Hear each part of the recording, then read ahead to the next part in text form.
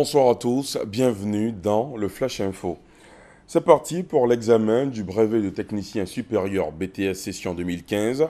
Les épreuves écrites ont démarré ce lundi sur l'ensemble du territoire. Ici, dans la capitale économique, l'une de nos équipes s'est rendue au centre de bureautique de communication et de gestion, CBCG de Cocody, abritant deux centres d'examen. Sur place, les candidats disent être confiants et jugent les épreuves abordables. Le BTS avait démarré par les épreuves orales du 27 au 31 juillet dernier. On en reparle dans le 20h.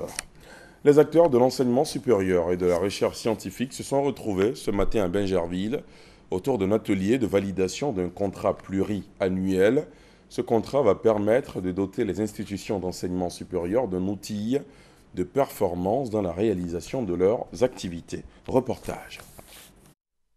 L'enseignement dans les universités et grandes écoles est confronté à de nombreux dysfonctionnements d'ordre structurel, pédagogique et fonctionnel. C'est le constat fait par le ministère de l'Enseignement supérieur et de la Recherche scientifique. Alors, pour améliorer la qualité des offres de formation et programmes de recherche, un atelier de validation d'un contrat pluriannuel se tient à Abidjan. Ce contrat pluriannuel définit les engagements des parties signataires pour la mise en œuvre au plan de développement pendant une période donnée. Le contrat définit également les moyens requis pour cette mise en œuvre ainsi que le dispositif de suivi et d'évaluation. Après les réformes structurelles, voici le contrat de performance, l'un des piliers importants de la batterie de réformes que nous comptons mettre en place pour changer le paysage de l'enseignement supérieur en Côte d'Ivoire.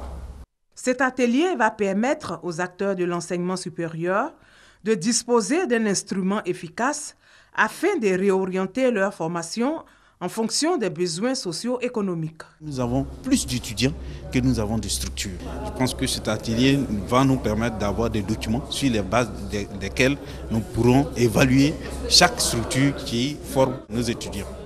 Le contrat pluriannuel prend en compte notamment l'amélioration de l'employabilité des diplômés et le développement de l'enseignement supérieur à distance. Ce soir, on fait également un tour du côté de l'école des forces armées de Zambakro.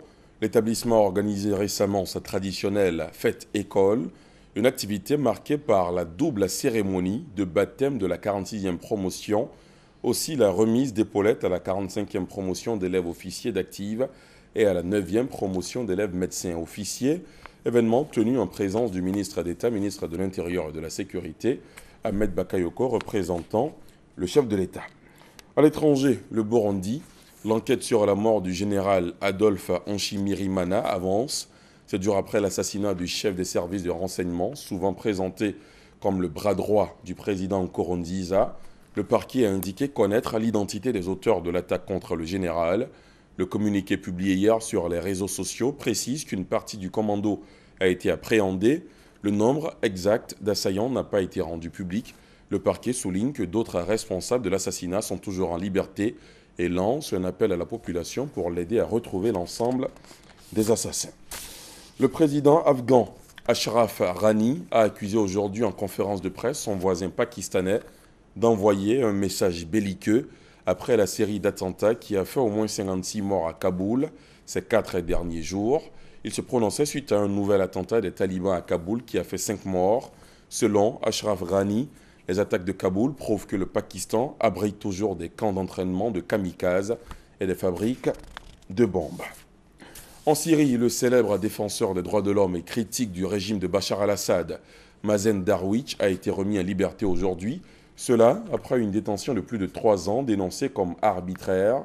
11 mois après le début du conflit, il avait été arrêté avec 2 de ses collègues, Hani Zaitani et Hussein Reir, le 16 février 2012 à Damas, qui ont été accusés d'avoir fait l'apologie du terrorisme en vertu d'une loi antiterroriste.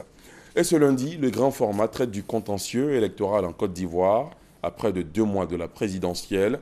Et justement, au sujet de la présidentielle, sachez qu'une femme fait son entrée dans la compétition. Henriette Lagou a officiellement déposé son dossier de candidature à la commission électorale indépendante. C'est la fin de ce Flash Info. Merci de l'avoir suivi. On se retrouve à 20h pour la grande édition. À tout à l'heure.